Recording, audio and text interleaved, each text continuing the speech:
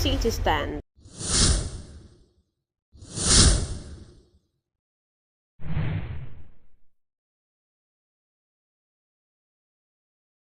The Arewa Consultative Forum has called on the federal government to stop the attack by terror gang on defenseless communities in Plateau State.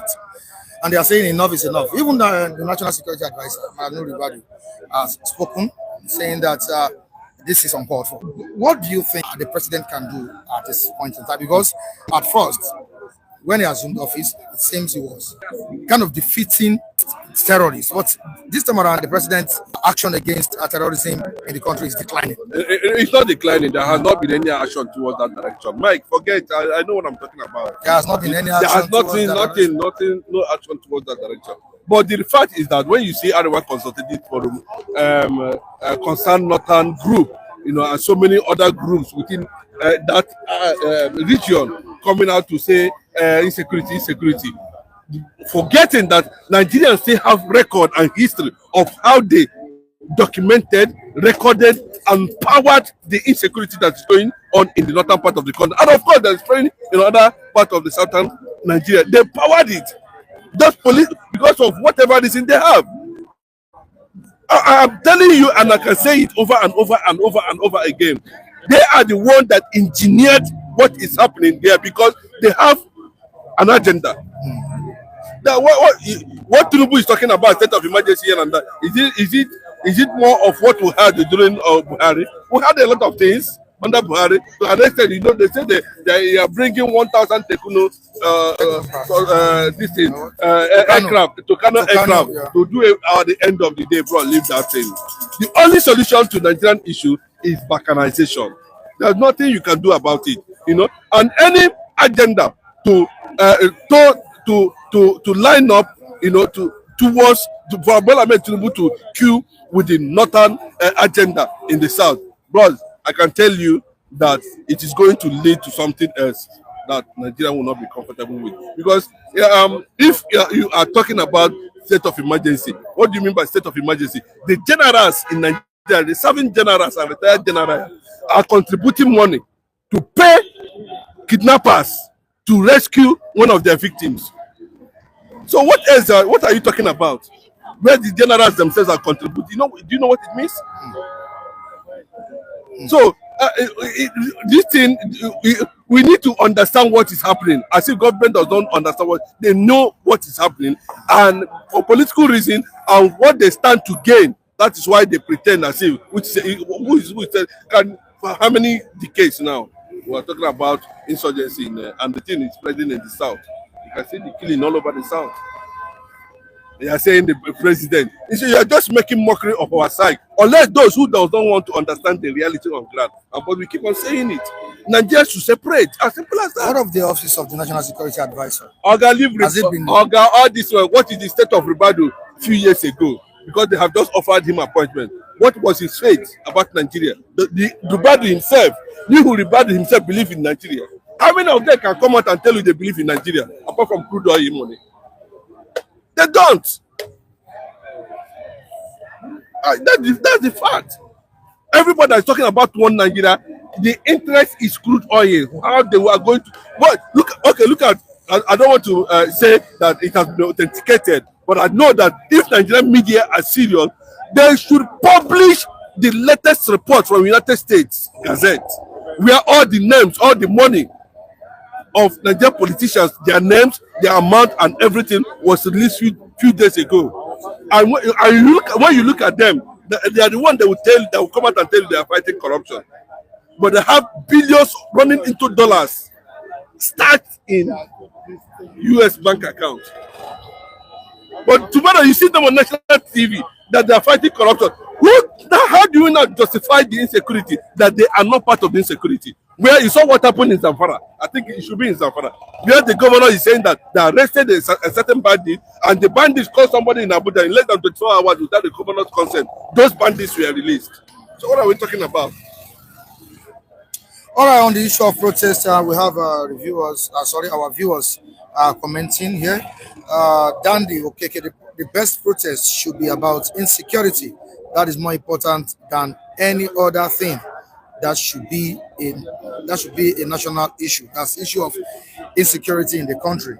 But is there any approach that we've not applied in tackling insecurity in Nigeria? Mikey, thank you for that Have question. we exhausted? Is there any approach?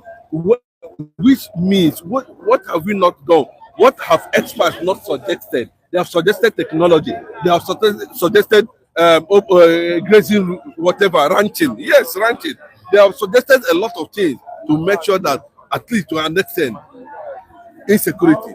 Okay, I'm not talking about armed robbery. Do you understand what I'm saying? You're talking about terrorism. Do you understand what I'm saying? Terror, clearly terror. The acts of terror is being seen on Nigeria on daily basis. Guerrilla warfare, killings. You're saying, so what are we not exhausted? Who do we want to go? I know how many times Buhari have to change his officers. I know how many times, I know what it takes Bola Ahmed Tinubu to start appointing whoever he feel that he can occupy, it can handle security issues. To the extent they handed it over to Ribadu. What has Ribadu done now? Bros, these guys, they are doing these things, know what they are doing. As simple as that. You don't need anybody to come and tell me that a whole government themselves who see security and as one of the fundamental thing of essence of government, of governance, cannot be able to stop this menace for half a decade now. Let me say half a century. Now, since we've exhausted always in tackling this, should we switch to prayer? Okay. Adeboya said it. Don't stop praying for the country. We don't need those ones who are supposed to form a pressure opinion on the government. You can see how they are behaving. I'm totally disappointed with the way God has powered these Christians leaders to an extent whereby they become a formidable voice of record, of strength to the issue that has to do with the leadership in Nigeria. But you can see, no. Khan is not saying anything. They will stay here and they murder thousands of reverend fathers in the north. They say they are Khan. They are Pentecostal Fellowship of Gregorian Association of Nigeria. They say they are this. They don't have anything to say. Then those who are in the ranks of Adeboye and all that, they don't have a unique unionism that can challenge any system. Call them to order because we have yes. I know that regime alone, employs more than some of the state governors in Nigeria. He pays salary on daily basis more of the state governors. He has a large workforce, but you can see the way everything is going. Everybody seems to be how do I put it? Running for his own selfish and whatever, or whether it's under pretense. Clearly, Nigeria is not meant to work. I can tell you, and we will not advocate for peaceful disintegration because see, bros, you don't know what is happening. All these people that are telling you declare state of emergency, they are not announced, telling Tinubu to they are behind the insecurity. As simple as that.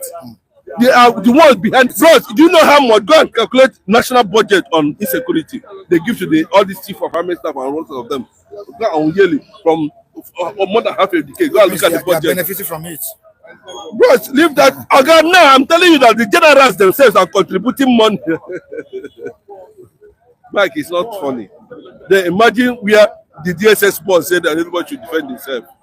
All right, let's quickly go to the eastern parts of the country. Let's look at what the council of Mazen Ambikano said. A.G. Mako. He said Nigeria's unity has been weaponized against the Igbos. I don't know how true that is. Is it true? Okay, that one Nigeria has been weaponized against the Igbos? Okay, that message, that statement credited to Ejimako is 1,000,000 times correct. Correct. Unless you want to pretend. Should that be coming out from the mouth of a lawyer?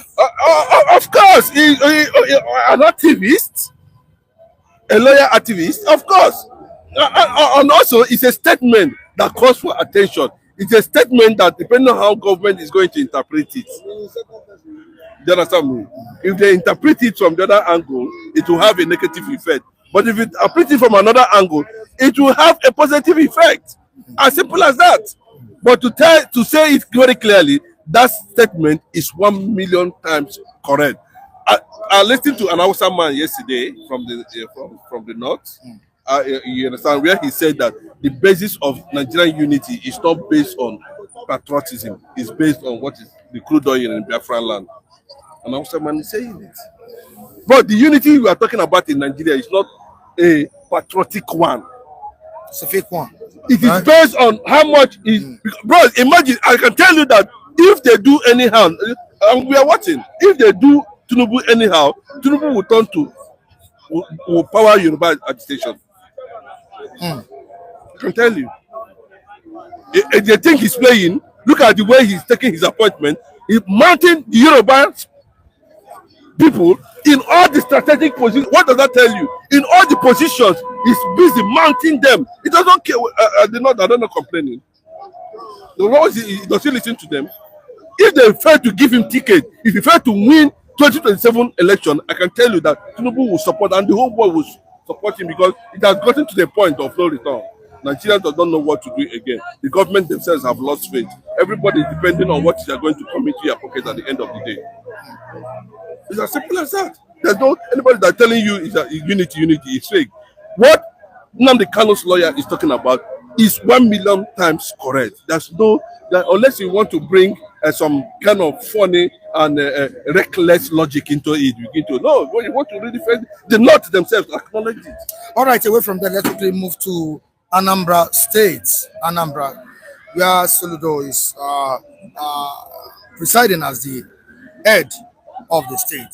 Last week they had their primaries, the party had their primaries, the APC, Labour Party, and ABGA. But PDP's primaries have been postponed till maybe, is it April 20 something or so. But the question is, let's look at what the track records of Governor Soludo. Does he deserve another term? Does he deserve a second term? Does he deserve the vote of the people? I think ABGA have given him a second term ticket. They have given, but unfortunately, personally, I'm a bit disappointed. You feel disappointed? How? With the way he governs his policies in Anambra State, and governance generally. I not too like Soludo style. Which means his administration has fallen short of expectations. Yes. When I'm one of the people that said he should go and supported, even though I did not vote for him, I don't know him, but from his antecedents when he was CBN governor, what his economic projections as at that time was one that is worth it, But you can see he has come into governance. You can see what he's doing. Busy chasing what does not concern him, arresting traditional native doctors up and down. Say now that one will come they do for Anambra State. To an extent, you want to stop evangelism in a Christian state like Anambra State. That they should not be carrying out evangelism in any place. Who tells you that? There are people who are selling Otapia Pianko that are using small microphone to shout. You don't shut them down. There's somebody who is preaching the word of God that created you. He said you don't want to see that. I beg, let him, if he wins anyway, let him win and just do his stuff and just. Soludo is not something to talk about. This he has something that many people believe that he would have brought to Anambra State to transform Anambra State, but unfortunately, we have not seen that. All right, thank you so much. City Stand.